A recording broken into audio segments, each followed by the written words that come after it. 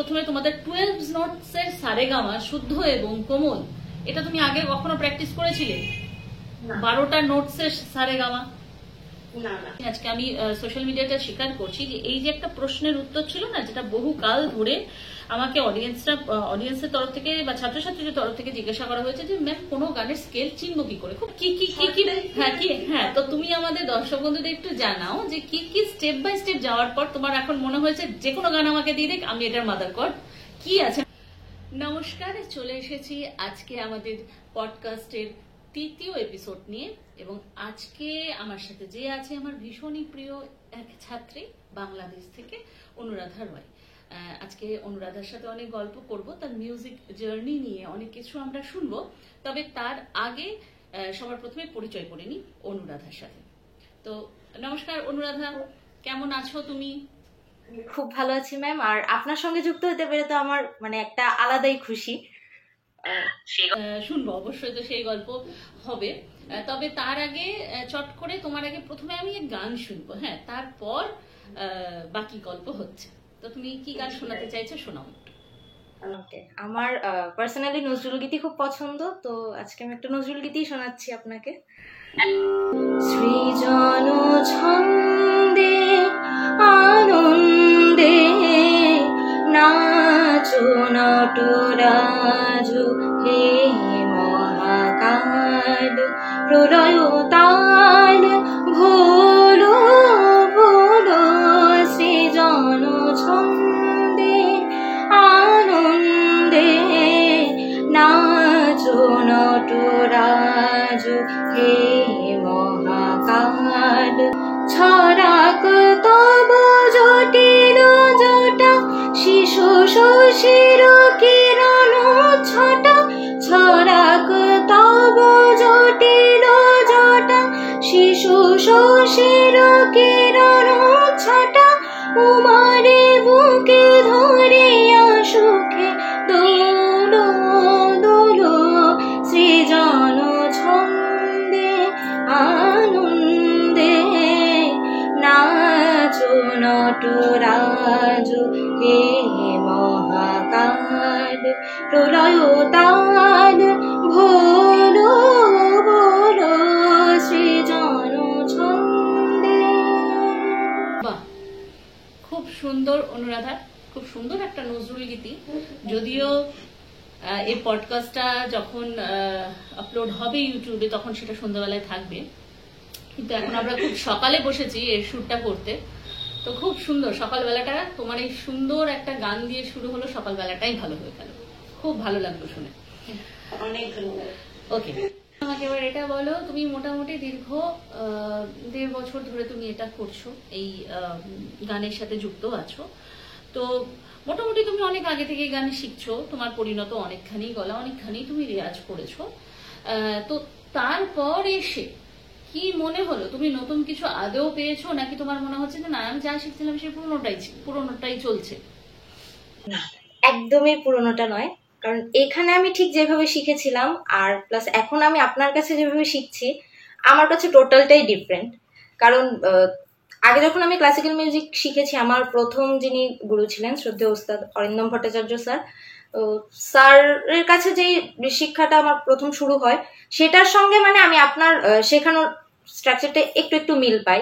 তো তখন আমার জন্য ইজি ছিল। তো স্যার তারপর চলে গেলেন ইন্ডিয়া, স্যারের সঙ্গে আর কন্ট্যাক্ট করা পসিবল হয়নি। তারপর এখানে আমি ক্লাসিক্যাল শিখেছি মাঝে, কিন্তু ওই ক্লাসিক্যাল মিউজিকটা না আমার কাছে সব থেকে কঠিন একটা সাবজেক্ট ছিল। এটা এরকম হয়, এখন যেমন একটা ক্লাস করতে করতে হয়ে গেছে যে না আপনি একটা দেখিয়ে দিয়েছেন স্ট্রাকচার, এখন এটা বাকিটা তুমি তোমার মতো করো, বাট এখানে এই জিনিসটা ছিল না। মানে বুঝতেই পারতাম না যে এটা কি করে কি করব, বা নিজে নিজে যে একটা ক্রিয়েট করা যায় যে আমি একটা স্ট্রাকচার আমার কাছে আছে তারপর আমি এটা করব, সেটা আমার হয়নি। তো একটা টাইম পরে মনে হতো যে না আমি শিখবোই না, ক্লাসিক্যাল আমি শিখবো না। তারপর হচ্ছে বাবা সোশ্যাল মিডিয়াতে স্ক্রল করতে করতে একদিন আপনার ভিডিও পায়, তারপর বললো যে তুমি তাহলে ওনার সঙ্গে কন্ট্যাক্ট করো। বলছি তুমি আবার আমাকে ক্লাসিক্যাল মিউজিকে নিয়ে আসছো? তারপর বলছে ওকে ট্রাই করো। আমি বললাম আচ্ছা ঠিক আছে চলো করি। তারপর আমি আপনার ফার্স্ট সেশনে যেদিন জয়েন করলাম, আমার মনে হলো যে না ওকে ফাইন, আরেকবার ট্রাই করে দেখি।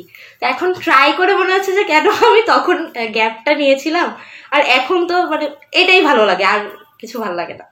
তার মানে এটা এটা বোঝা যাচ্ছে যে মানে ক্লাসিক মিউজিক সম্বন্ধে, রাগ সঙ্গীত সম্বন্ধে আমাদের যারা গান নিয়ে চর্চা করে তাদের কাছে একটা অযথা ভয় জন্মে থাকে যে রাগ, ওরে বাবারে এ তো খুব কঠিন জিনিস, এটা কি আমি পারবো, হ্যাঁ মানে কিভাবে কি গাইছে এইটা, মানে রাগ যে আমাদের খুব কাছের একটা বিষয়। শুধু গান গাইছি ভালো গান গাওয়ার জন্য রাগ নয়, রাগ সঙ্গীত আমাদের মানসিক যেটা বলবো অবস্থার যে পরিবর্তন ঘটায়, মেন্টাল ডেভেলপমেন্টে যে হেল্প করে। এবং রাগকে যদি আমরা আমাদের বন্ধুর মতন মনে করি নি, আমাদের কাছের ঘরের মানুষ হিসাবে মনে করে নি, তাহলে কিন্তু হ্যাঁ তাহলে দেখো সেটা একদম একটা নেশার মতন কিন্তু তৈরি হয়ে যায়। তো তোমার কি মনে হয়, কারণ তুমিও তো এখন রাগ মানে এটা তোমার কাছে এখন নেশার মতন, রাগ একটা একটা রিসার্চের বিষয় যে না রাগ সঙ্গীত শিখবো, নানা ধরনের ব্যাপার শিখবো, ভেরিয়েশন করবো, নতুন নতুন সুর দেবো। হ্যাঁ, এটা হতো না আগে, যখন করতাম যে আচ্ছা আমি কি এটা নোটটা ইউজ করতে পারি বা এটা করব, বাট এখন না, এখন ঠিক আছে হ্যাঁ এটা আমি ট্রাই তো করতে পারি, দেখি না কেমন। মানে একটা স্বাধীনতা পেয়েছো তুমি, এটা বলা যেতে পারে যে আগে একটা যে একটা ভয় ভয় ছিল যে এটা করছি এটা ঠিক হচ্ছে না ভুল হচ্ছে, এই যে একটা কনফিউশন, হ্যাঁ তো সেটা মোটামুটি আমি দূর করাতে পেরেছি। না, সাহস করে ঝাঁপ দাও, তারপর দেখা যাচ্ছে, দেখা যায়। প্লাস এখন মানে যে কোনো গান করতে গেলেও, যেমন একদিন আপনি একটা ক্লাসে বলেছিলেন যে নজরুল গীতি করার সময় আমি আমার নিজের মতো করে করি, এখন ওকে ফাইন, এবার আমি নিজের মতো করে করি। একদম একদম। এবার তুমি আমাকে বলো যে তোমার মিউজিক নিয়ে আগামীতে কোনো ভবিষ্যৎ তুমি দেখতে পাও, বা তোমার কোনো ইচ্ছে রয়েছে মিউজিক নিয়ে এগোনোর? হ্যাঁ, মিউজিক নিয়ে এগোনোর ইচ্ছে আছে। তো ছোট থেকে মানে 4.5 বছর বয়স থেকে বাবার কাছে আমার গানের হাতে খড়ি হয়, তারপর স্টিল কন্টিনিউ চলছে। এর মাঝে বাংলাদেশ টেলিভিশনে আমি এনলিস্টেড হই, ফার্স্ট প্রোগ্রামও করি, বাংলাদেশ বেতারেও এনলিস্টেড হই নজরুল সঙ্গীত আর আধুনিক গানে। তো ইচ্ছে আছে যেহেতু শিখছি শেখাটাকে যেন কাজে লাগাতে পারি, প্লাস গান নিয়ে একটু হোক না, এই রিসার্চ জিনিসটা, যেটা আমার নজরুল গীতি নিয়ে রিসার্চ করার একটা ইচ্ছে আছে। তো এটা আপাতত এতটুকুই প্ল্যান, আগে নিজে শিখি, এখন শেখার তো শেষ নেই। দেখো, শেখাটা মানুষের কখনো শেষ হয় না, আমি মনে করি লার্নিং কখনো থামে না, লার্নিং প্রসেস সারা জীবন চলে, সে যে জায়গায় পৌঁছক না। আমিও এখন কত কি শিখছি, কত কিছু শেখার আমার বাকি রয়ে গেছে, সেগুলো আমাকে শিখতে হবে। তো আমি তোমাকে বলবো যে অ্যাজ এ ক্যারিয়ারে যদি তোমার মিউজিকে তুমি নিতে চাও, এবং সব থেকে একটা সুন্দর জনারে তুমি রয়েছো, সেটা হচ্ছে নজরুল গীতি এবং শাস্ত্রীয় সঙ্গীত, যেটাতে হয়তো সাধারণত আমি বলবো যে মানুষের ইচ্ছে বা আগ্রহ হয়তো সেই তুলনায় কম, যতটা আমরা আধুনিক সঙ্গীতের ক্ষেত্রে দেখে থাকি, মানুষ এটাকে চট করে চুজ করে। রাগ সঙ্গীতের এই হাত ধরে থাকা, এটা একটা দায়িত্বের মধ্যেও পড়ে, কারণ দেখো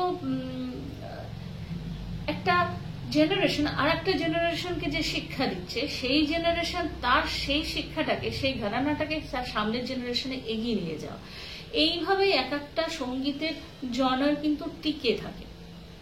তো সেই তুলনায় শাস্ত্রীয় সঙ্গীত, ওই যে প্রথমে যে কথাটা তুমি বললে যে আগে ভয় লাগতো, হ্যাঁ ভীষণ ভয় পেতাম গাইতে, এখন সেটা আপন হয়েছে। তো সেই ভয়ের কারণেই বেশিরভাগ ক্ষেত্রেই মানুষ ইন্টারেস্ট হারিয়ে ফেলে এবং রাগ সঙ্গীতের থেকে একটু দূরে, একটু আধুনিকের দিকে, একটু ফিল্মি সং বা হয়তো রবীন্দ্রসঙ্গীতের দিকে, হ্যাঁ এটা একটু বেশি মানুষ ঝোঁকে। তুলনায় নজরুল গীতি মানুষ কিন্তু একটু কম করে, কারণ তুমি জানো যে নজরুল গীতি মানে তোমাকে ক্লাসিকটা জানতে হবে, একটু ভালো করে জানতে হবে, কারণ প্রচুর কাজের একটা জায়গা থাকে, প্রায় ধরতে গেলে বেশিরভাগ নজরুলের।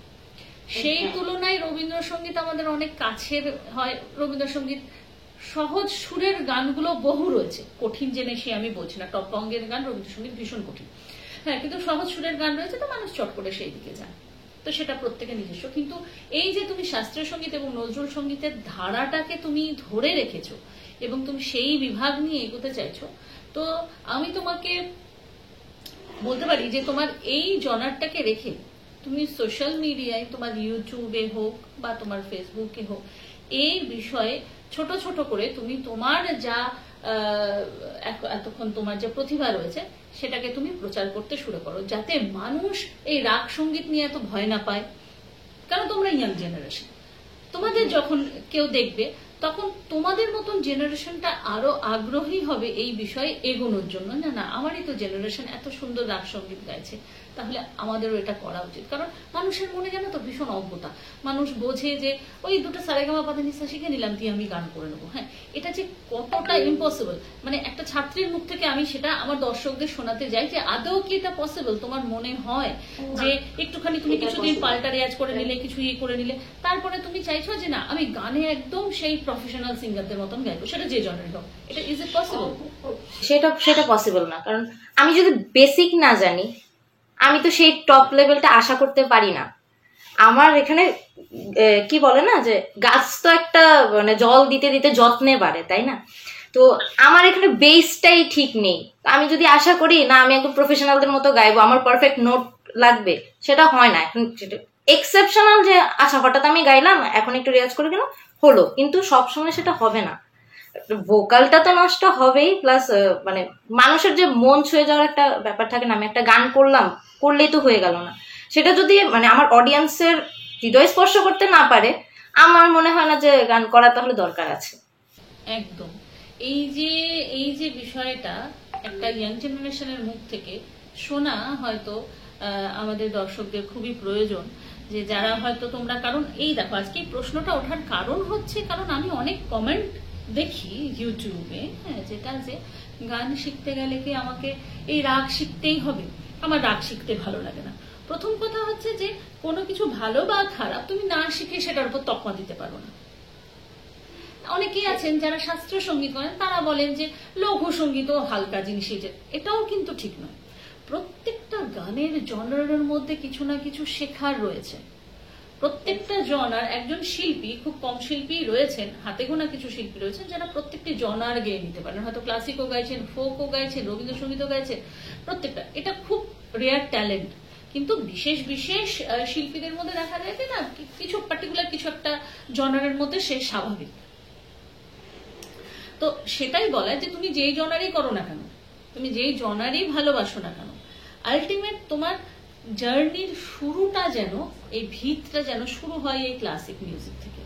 তুমি পারফর্ম করলে না সেটা আলাদা প্রসঙ্গ, তুমি পারফর্ম করতে চাইছো কি চাইছো না সেটা আলাদা প্রসঙ্গ, কিন্তু তোমার গলার হেলথের জন্য, তোমার ভালো পারফেকশনের জন্য, সুরের পারফেকশনের জন্য, তোমার তাল বোঝার ক্ষমতার জন্য এটা ভীষণ ইম্পর্টেন্ট। তো অনুরাধা আজকে ইয়াং জেনারেশনের হয়ে এই কথাটা আমাদের মধ্যে তুলে ধরছে যে না ক্লাসিক শিক্ষাটা কতটা প্রয়োজন, ওটাকে বাদ দিয়ে অনেক কিছুই কিন্তু অজানা থেকে যাবে। অজানা, কারণ আমরা যখন পড়াশোনা করি ফার্স্ট তো আমাদের সরাসরি এটা শিখতেই হয়।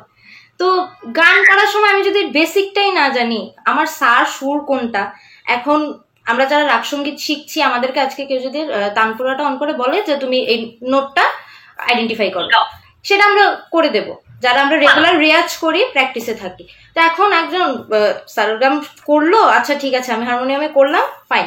না আমি যদি বলি তানপুরাটা অন করে দিয়ে বললাম যে ওকে এই শটটা আইডেন্টিফাই করো, তার জন্য সেটা হবে না, পসিবল না। ইভেন সে মানে ইনস্ট্রুমেন্টে গাইতে গেলেও আমি যখন হায়ার নোট, ওকে আমি তো এই নোটটা জানি না যে এটা অ্যাকচুয়ালি আমার হারমোনিয়াম ছাড়া কি, তো আমি গাইবো কি করে? সো বেসিকটা জানা খুবই ইম্পর্টেন্ট। একদম একদম ঠিক কথা বলেছো। আচ্ছা আরো একটা প্রসঙ্গ তুলি, যেমন ধরো খুব রিসেন্ট আমি শুরু করেছি, যেহেতু তুমি স্পেশাল বিভাগেও আছো, অডিশনে তুমি সিলেক্ট হয়েছো, যার কারণের জন্য সবার প্রথমে তোমাদের 12 নোটস এর সারেগামা শুদ্ধ এবং কোমল, এটা তুমি আগে কখনো প্র্যাকটিস করেছিলে? 12টা নোটস এর সারেগামা না না, এবং তাতে তোমার কি মনে হচ্ছে, কি ইমপ্রুভমেন্ট হচ্ছে?